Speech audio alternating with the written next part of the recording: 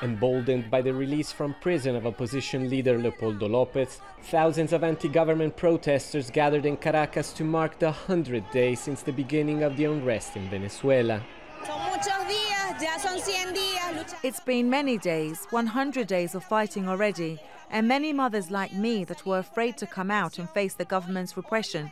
But today I have overcome fear. I said I'm going out for the future of my son. Lopez was surprisingly granted house arrest on Saturday after 3 years in jail, with the Supreme Court citing health reasons and irregularities in his case for the release. His supporters are promising more street demonstrations, confident that they're having an effect. Lopez's wife confirmed they're going to continue to hold the government to account. There was no negotiation to release Leopoldo. It was a unilateral decision by the government of Nicolas Maduro. We don't negotiate freedom. We don't negotiate human rights. We don't negotiate dignity. Scuffles broke out between some protesters and security forces at the end of the event. But nothing compared to the violence of past months that has already left more than 90 people dead. 4 years of out-of-control inflation and shortages have been fueling the protest.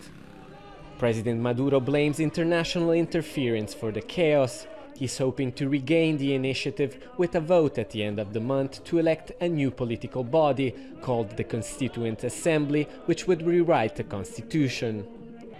Critics say he's trying to strengthen presidential power. On July the 30th, we are playing between war and peace. On July the 30th, we are going to decide if Venezuela is going to war and they intervene, imperialists, militarily, or Venezuela takes a new way on the road to peace. The campaign to elect the members of this Constituent Assembly started on Sunday and will continue until July 27th. The problem is only government supporters are participating since the opposition has decided to boycott the vote. Instead, they will hold an unofficial referendum next Sunday asking Venezuelans if they do indeed want to change the constitution or if they would prefer to hold early presidential elections instead. It will be only a symbolic vote, but one that shows that the political collision course in Venezuela continues with no end in sight. Alessandro Rampietti, Al Jazeera, Cucuta.